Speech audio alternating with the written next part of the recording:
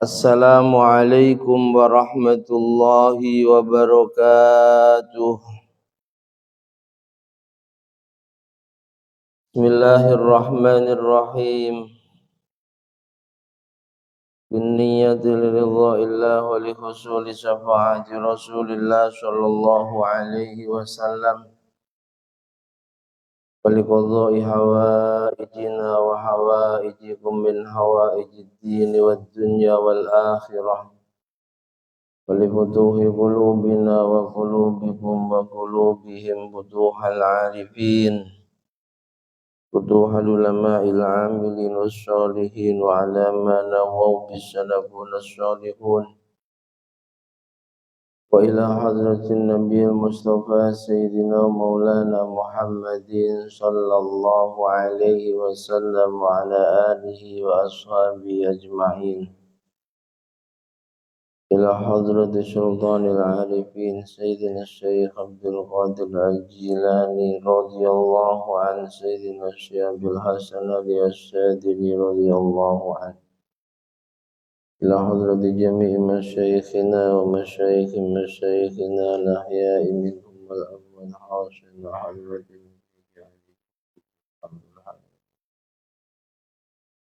Syekh Haji Amin lagi Haji Abdul Karim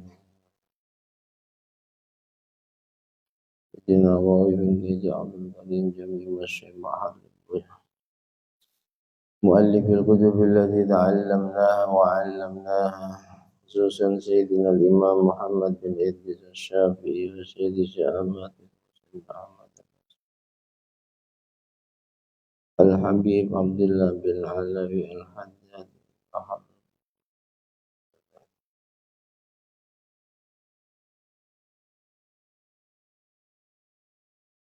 رحمهم الله وأجركم الله. الفاتحة. أعوذ بالله من الشيطان الرجيم. بسم الله الرحمن الرحيم. الحمد لله رب العالمين الرحمن الرحيم مالك يوم الدين إياك نعبد وإياك نستعين اهدنا الصراط المستقيم صراط الذين أنعمت عليهم غير المغضوب عليهم ولا الضالين.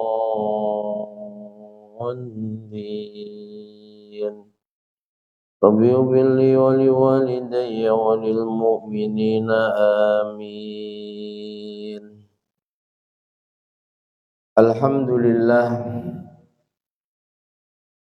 الحمد لله الذي هدانا لهذا وما كنا لنهتدي لولا أن هدانا الله ونعوذ بالله من شرور أنفسنا ومن سيئات أعمالنا من يهده الله فلا مضل له ومن يضلله فلا هادي له.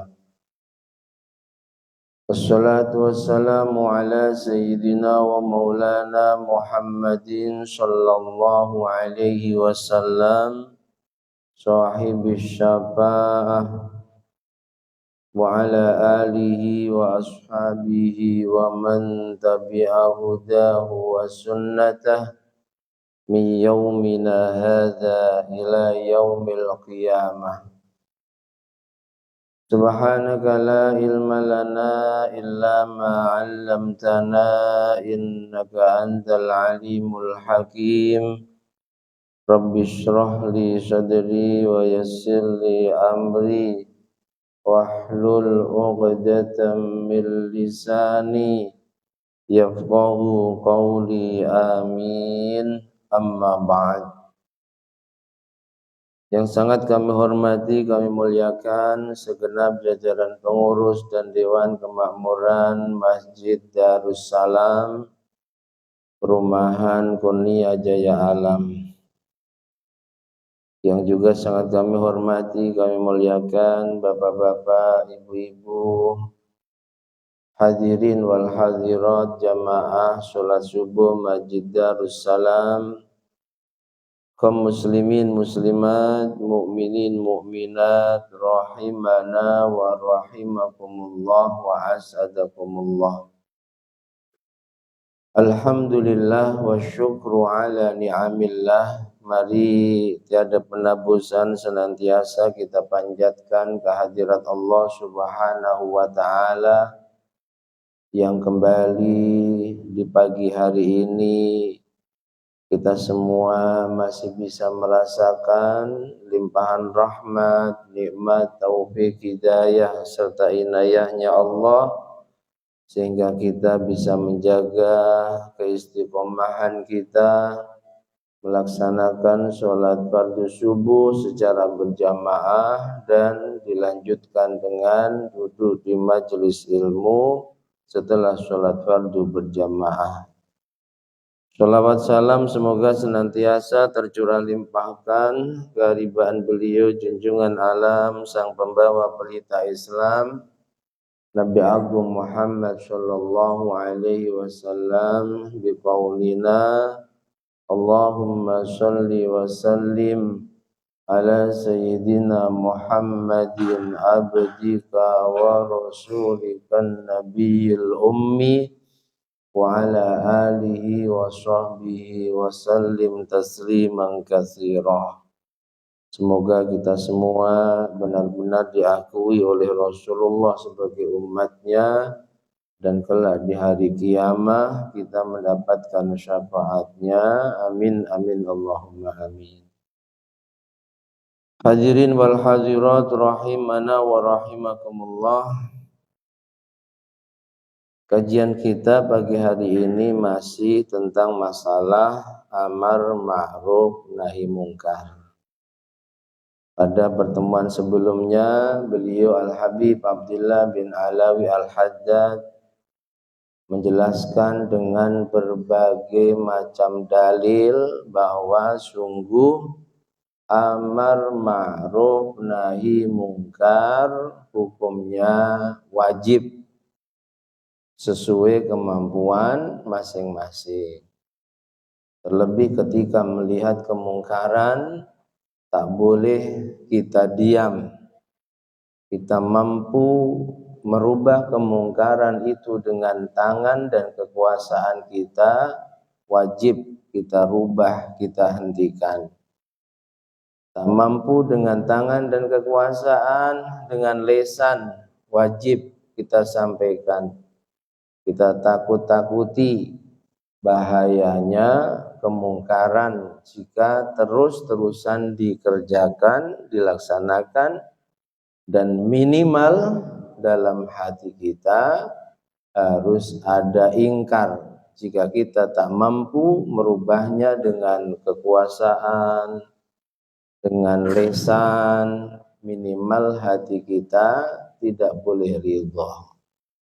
Tak boleh kita diam dengan alasan-alasan cengeng, alasan nanti enggak diterima amar ma'ruf nahi mungkar kita, enggak boleh. Alasan nanti kita mendapatkan keburukan dari mereka yang menerima ajakan kebaikan dan kita mencegah kemungkaran darinya, padahal itu hanya prasangka saja, enggak yakin. Itu tidak diperbolehkan. Wa innama yajuzu sukut, beliau katakan boleh orang diam tidak amar ma'ruf nahi mungkar satu inda tahaqquqi wuqu'il adzal katsir. Kalau memang yakin bahwa dengan dakwahnya, dengan ajakan-ajakan kebaikannya, dengan amar ma'ruf nahi mungkarnya, dia akan mendapatkan adzan katsira, mendapatkan keburukan yang banyak yang memang sudah dialami oleh orang-orang selainnya. Misal ada seorang penguasa atau mafia, bahkan ketua mafianya Yang sebelum kita amar ma'ruf nahi mungkar, banyak yang menjadi korban karena mengajak melakukan kebaikan kepadanya, melarang mencegah kemungkaran. Korbannya sudah nyata, kita boleh diam.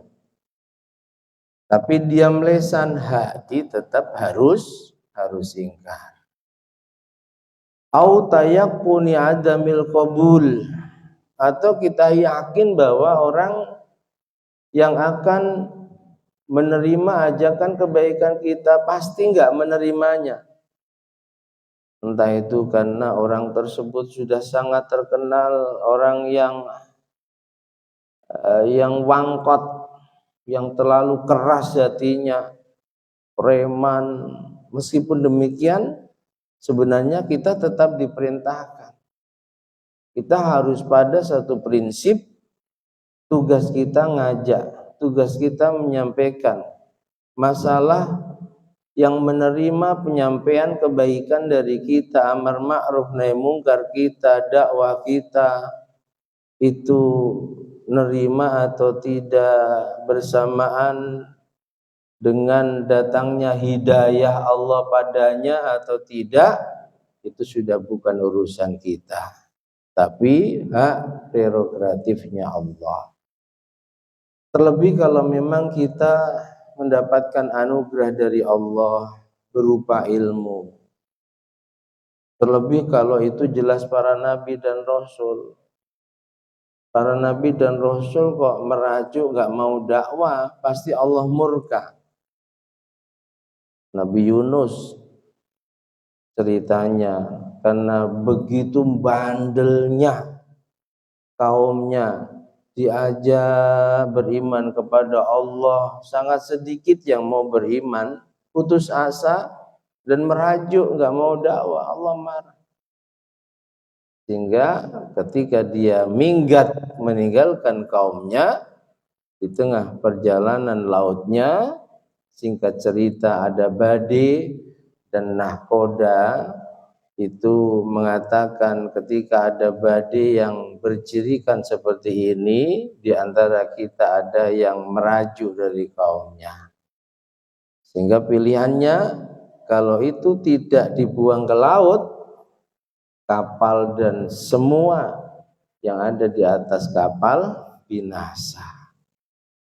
Dan ternyata setelah diundi berkali-kali, jatuh pada Nabi Yunus, yang akhirnya beliau ngaku bahwa memang sedang putus asa, merajuk, tidak mau melanjutkan dakwahnya. Nah, dan banyak contoh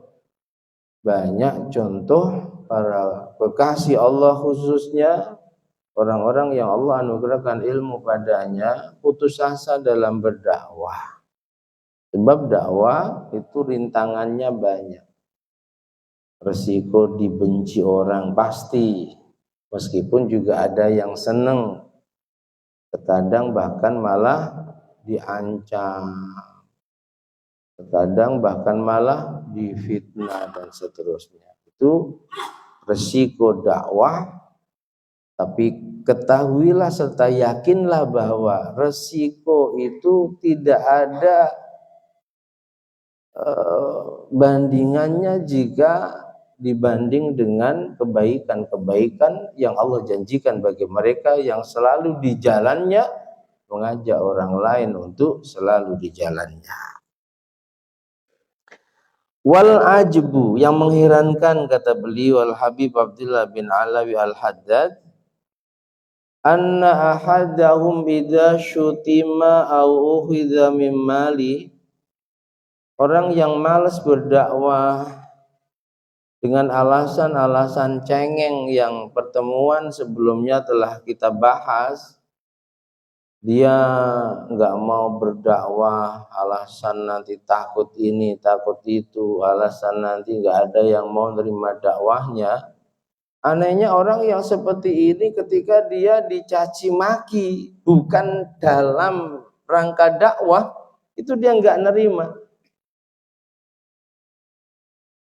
Au ukhidha mim mali, atau ketika hartanya diambil orang, walau syai'an yasiran, meskipun itu hartanya harta yang sangat sedikit. Mungkin mohon maaf sekedar baju semisal, atau jam. Kalau sepeda motor agak lumayan. Kadang ketika dicaci maki orang bukan dalam rangka dakwah, dalam rangka urusan-urusan dunianya, mungkin yang seorang politikus kaitannya dengan perpolitikan, mungkin sesama pebisnis kaitannya dengan saingan bisnis, dia marahnya luar biasa. Hartanya diambil orang meskipun itu harta yang tidak ada nilainya, dia marahnya luar biasa. Ini sangat mengherankan. Tadayyaqu alaihi dunya, seolah-olah dunia itu menjadi sempit baginya.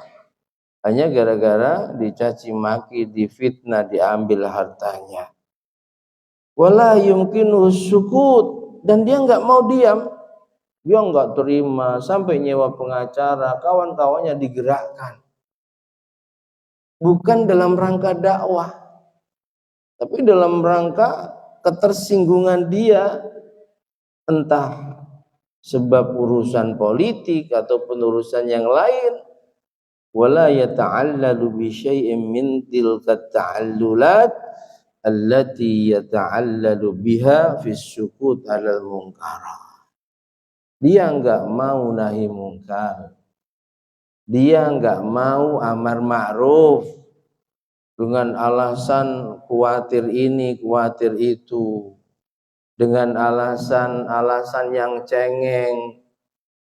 Paling mereka enggak mau nerima ajakanku, sehingga dia diam. Padahal ketika urusan dunianya itu didolimi orang lain, diambil hartanya, urusan dunianya dia difitnah, dicaci maki, dia masya Allah enggak terima. Ini kata beliau al-ajib, sangat mengherankan, sangat mengherankan. Nabi itu kalau urusan pribadinya disakiti orang lain, Nabi enggak balas. Kalau urusan pribadinya dicaci maki orang lain, Nabi diam.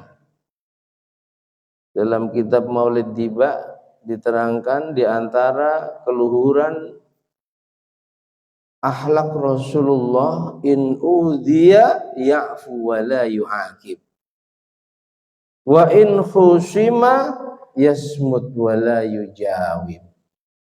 Ketika disakiti pribadinya, dia enggak balas, biarkan saja, cukup ngadu pada Allah.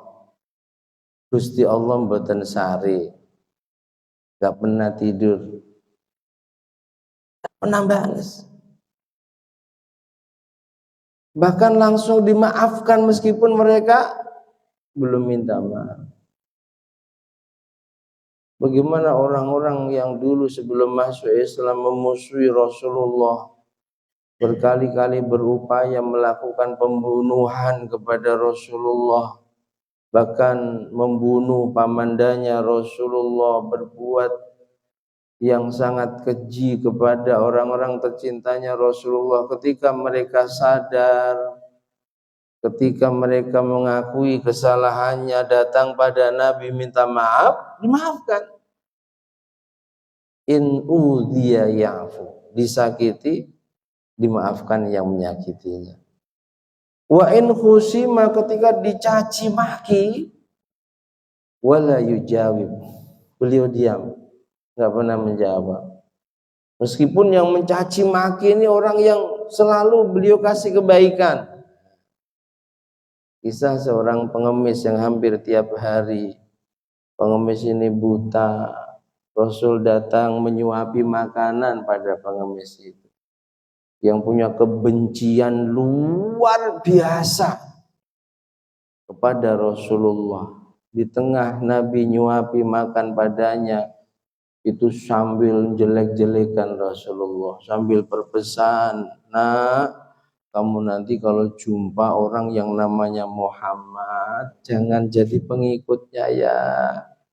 Dia itu orang yang jelek, bahaya, ngaku-ngaku. Dijelek-jelekan padahal itu yang nyuapin. Andai kita yang digitukan, minimal kita tinggal, bahkan bisa jadi makanannya itu kita tamparkan di mukanya. Tapi Nabi in khusima, dicaci maki, asal tidak agamanya yang dicaci maki, asal tidak hak-haknya Allah yang dizalimi, yasmut wala yujawib.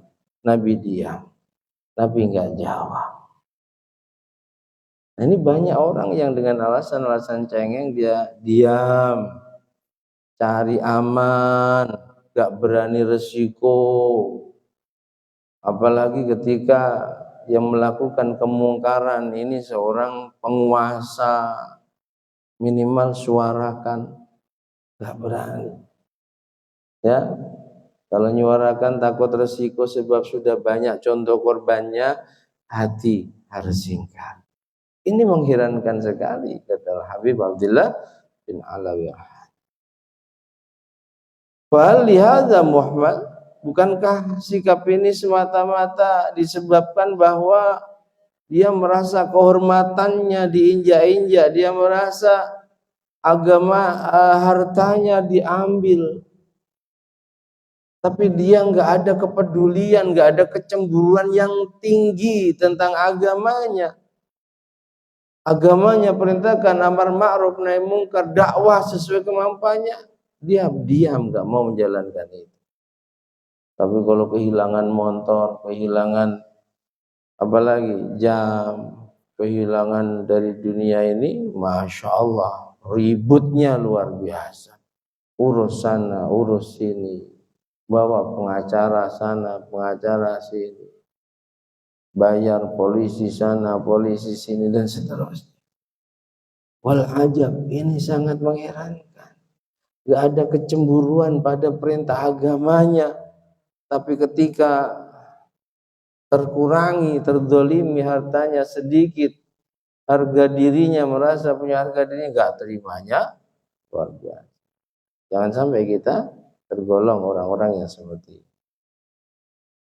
Wa idza salimna lahum annahu la yusma' minhum idza umiru aw angkaru, kalau sampai kita setuju bahwa mereka tidak mau berdakwah amar ma'ruf nahi mungkar, khawatir yang nerima dakwanya enggak mau dengar, ketika dia perintahkan kebaikan pada orang lain, khawatir dicuekin.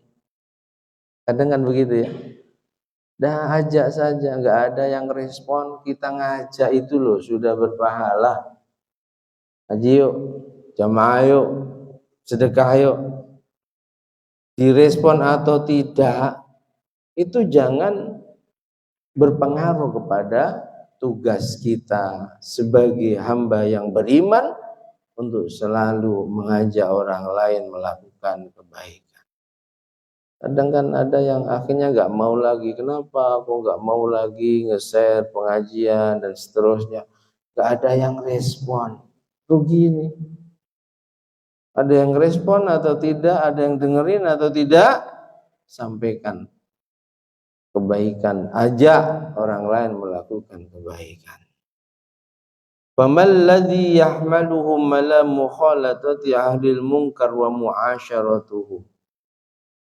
Lalu bagaimana pandangan kalian ketika melihat orang enggak mau amar ma'ruf nahi mungkar, orang diam dari amar ma'ruf nahi mungkar, tapi mereka suka berkumpul dengan orang-orang yang ahli mungkar. Bagaimana pandangan kalian tentang ini semua?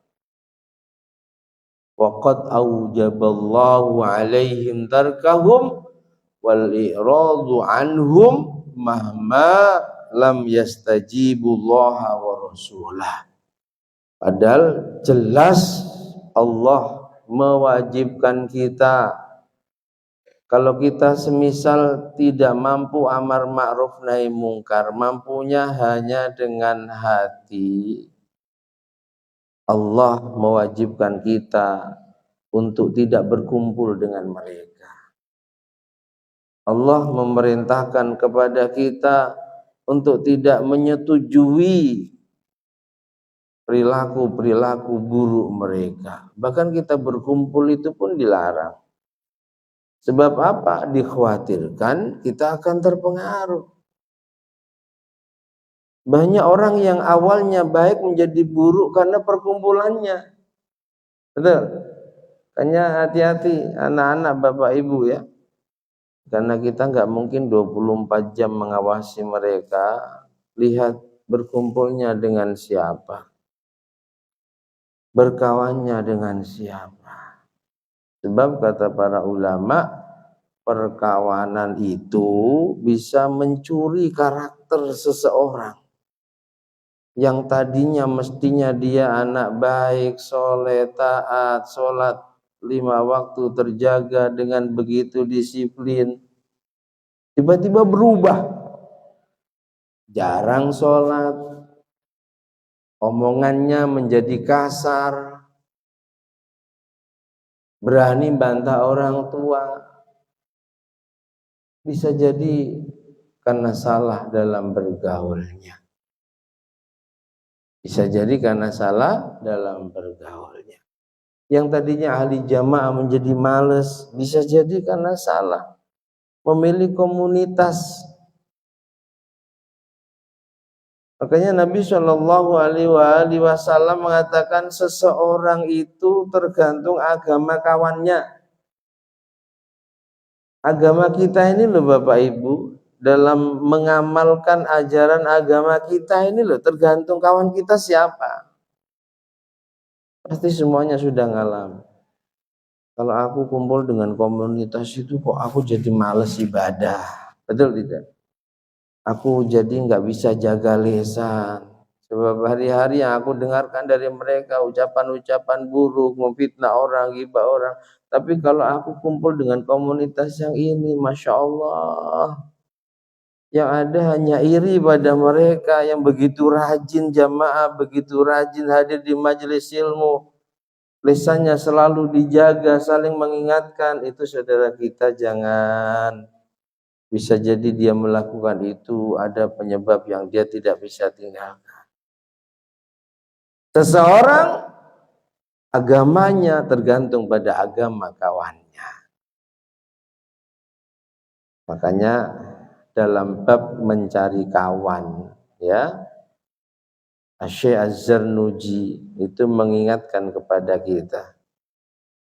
Kalau kamu ingin berkawan dengan seseorang, kamu nggak perlu kepo. Banyak tanya sana, banyak tanya sini, nggak perlu. Cukup lihat orang yang mau kamu jadikan kawan itu dia kumpulnya dengan siapa. Anil marila tas'al fas'al an qarinihi fa innal qarina bil muqarrani taqtadi. Kamu ingin berkawan dengan si fulan, gak perlu kamu tanya sana, tanya sini, dia dari mana, gak perlu. Backgroundnya bagaimana, jangan-jangan mantan bajingan. Mantan bajingan lebih baik daripada mantan kiai. Ya. Banyak orang yang bahkan bukan hanya bajingan, dulu memusuhi Allah, ingkar pada Allah. Allah rubah keadaannya menjadi orang soleh, bahkan menjadi walinya Allah. Ada Bishr al-Khafi, mantan pemabuk, menjadi ulama besar, menjadi walinya Allah. Ada Fudail bin Iyad, mantan perompak kalau di laut, begal. Allah rubah keadaannya menjadi ulama besar, menjadi walinya Allah. Gak perlu kita melihat masa lalu seseorang, tapi sekarang bagaimana dia dalam menjalankan agamanya. Fa innal qarina bil muqarani taqtadi, karena kawan itu diikuti oleh kawan-kawannya. Perkawanan itu bisa mencuri karakter seseorang yang tadinya baik menjadi buruk. Fa in kana dza syarrin fajannibhu sur'atan wa in kana dza khairin faqarinhu tahtadi. Kalau kamu melihat, oh si fulan itu kok kawan-kawannya para kiai, si fulan itu kok kawan-kawannya ahli jamaah, ahli ngaji, si fulan itu kalau saya melihat kawan-kawannya tawadhu, akhlaknya mulia, lisannya terjaga, saling menasihati, segera jadikan kawan, maka sungguh kamu akan selalu dapat hidayahnya Allah. Tapi sebaliknya ketika kamu melihat kawan-kawannya itu kawan-kawan yang buruk, wajannibhu sur'atan, jauhi segera, akan berbahaya bagi akhlakmu. Kamu yang tadinya baik akan menjadi buruk. Nah, itu sebagai orang tua kita pun perlu mengawasi dengan siapa anak kita itu bergaul. Karena kalau nanti sudah terlanjur rusak, kita baru ribut nasihatin anak kita yang sudah keras hatinya, kita sendiri yang rugi dan nyesal, ya. Kumpulkan dengan lingkungan dan komunitas yang baik. Wa qad sabata anna alladhi yushahidul munkarat, sungguh telah banyak hadis di mana lewat hadis-hadis tersebut Nabi Shallallahu Alaihi Wasallam ini menjelaskan banyak orang yang melihat kemungkaran di sekitarnya, wala yunkiruha ma'al qudrah syarikun li ashabiya fil ism, dan dia tidak berupaya untuk merubah kemungkaran sementara dia mampu merubahnya. Mungkin dia seorang pemimpin, penguasa, dia bisa merubahnya dengan kekuasaannya, dia diam. Mungkin dia mampu memberikan nasihat, dia mampu merubah kemungkaran itu dengan lesannya. Dia nggak mau melakukan itu, bahkan naudzubillah dia bergabung dengan mereka. Ada perkumpulan mabuk, alasan toleransi, alasan setia kawan, dia ikut bergabung. Dan ketika bergabung tidak satu kalimat pun dia ucapkan agar mereka menghentikan kemungkarannya. Kata Nabi, meskipun dia tidak ikut melakukan kemungkaran itu, dosanya sama dengan orang-orang yang andai itu kemungkaran berupa mabuk, berupa judi, berupa ghibah, atau kemungkaran-kemungkaran lainnya, meskipun dia hanya berkumpul, keteleran dosa. Naudzubillahi min, rugi. Kita nggak melakukan dosa, tapi kita dianggap sama dengan mereka, kawan kita yang kita hari-hari kumpuli, yang mereka melakukan dosa. Wa kadzalika allazi yurdi biha, begitu juga dia enggak ngumpuli tapi dia enggak ingkar. Ada mungkin di wilayahnya, entah di perumahannya atau entah di perkumpulan kawan-kawannya itu yang hari-hari berkumpul bermaksiat, dia enggak kumpul. Tapi dia ridho, enggak ada kebencian dalam hatinya pada kemungkaran yang selalu mereka lakukan. Wa illam yakun hadiran indaha bal wa in kana bainahu wa bainal maudhi alladhi ta'malu fi mislama bainal masyriq wal maghrib, bahkan meskipun jarak dia dengan komunitas kemungkaran itu jauh, saking jauhnya dia berada di ufuk timur, di daerah timur, dan kemungkaran itu di daerah yang paling barat, tapi dia nggak ada ingkar, dia ridho, maka sungguh dia pun mendapatkan dosa sebagaimana mereka yang melakukan kemungkaran. Contoh, di satu wilayah di sana ada tempat perjudian besar, atau ada, mohon maaf, tempat wanita-wanita nakal besar. Kalau dulu di Jawa Timur terkenalnya adalah doli. Kita di sini, kita pun nggak pernah datang ke sana. Tapi kalau ada orang cerita doli, hati kita nggak ingkar. Bahkan tanpa sengaja kita nyeletuk, kapan kita jalan-jalan ke sana? Itu sudah berdosa besar. Dulu ada gang doli di Surabaya, ya. Kalau yang dekat Indonesia dari kita, di Singapura ada tempat kasino perjudian besar. Kita nggak ingkar, meskipun kita nggak ke sana, malah yuk sesekali kita main-main di sana yuk, malah begitu. Itu namanya hati kita ridho dengan kemungkaran, meskipun kita tidak melakukan kemungkaran, bahkan kita tidak datang ke tempat kemungkaran itu, bahkan jarak antara kita dengan tempat kemungkaran itu jauh. Hati kita nggak ridho, hati kita ridho, hati kita nggak ingkar. Maka kata beliau Al-Habib Abdullah bin Alawi Al-Haddad, berdasarkan banyak hadis Nabi, musyarakatun fil ismi, kita sama-sama berdosa sebagaimana mereka. Naudzubillahi min. Jadi kalau kita nggak mampu merubah kemungkaran, minimal hati kita harus ingkar. Walladhi yuhalitu ahlal munkar wa yu'ashiruhum wa illam ya'mal bi'amalihim ma'dudun indallah minhum.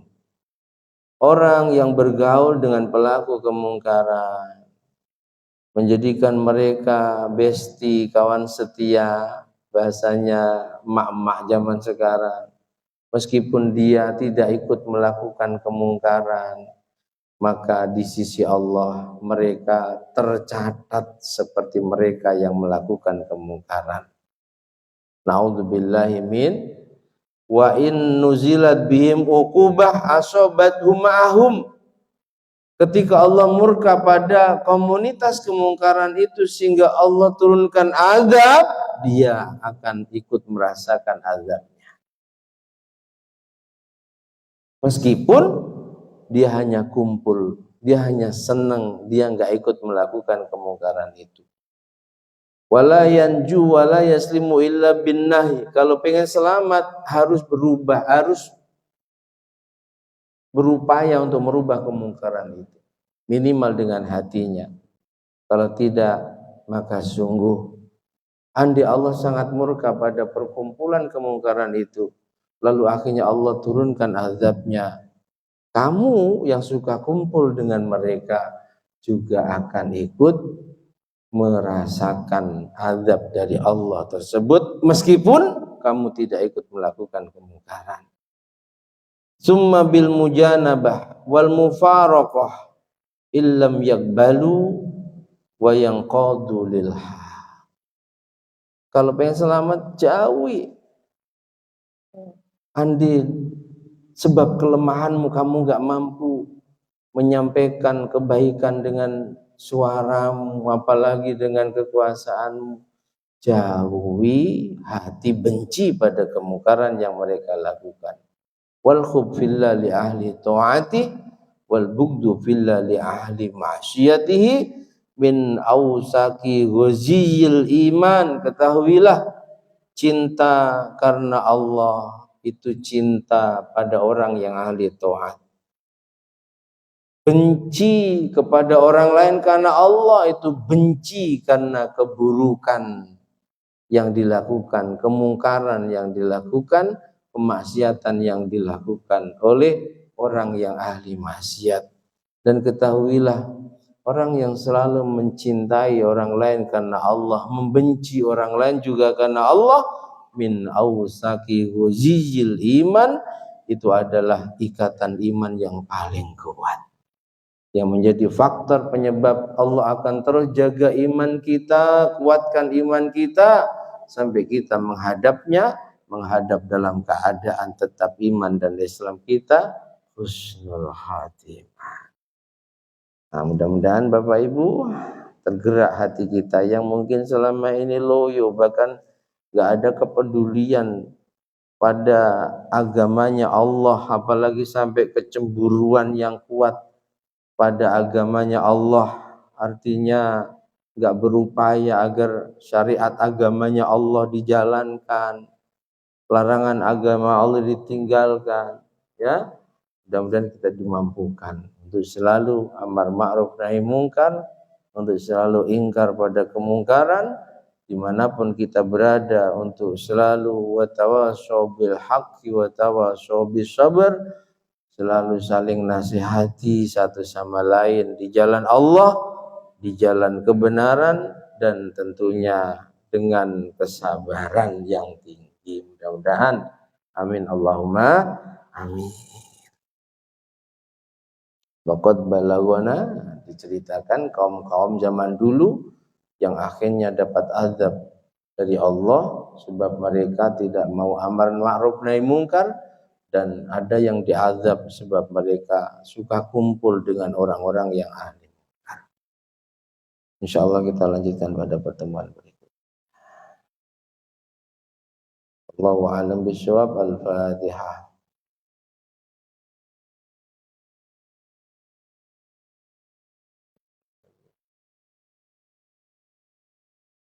Bismillahirrahmanirrahim. Alhamdulillahi rabbil alamin. Allahumma shalli wa sallim ala sayyidina Muhammad wa alihi. Allahumma ja'al jam'ana hadza jam'an marhuma wa ja'al tafarruqana min ba'dihi tafarruqan ma'suma. Allahumma anfa'na ma 'allamtana wa 'allimna ma yanfa'una, zidna ilman nafi'a wa amalan shalihan. Allahumma arinal haqqa haqqan warzuqna ittiba'ah wa arinal batila batila warzuqna ijtinabah. Allahumma ja'alna min ahlil istiqamah. Allahumma ja'alna min ahlil istiqamah warzuqna husnal khatimah. Wasi' alaina rizqana ya Allah wa a'adhi alaina khalqak.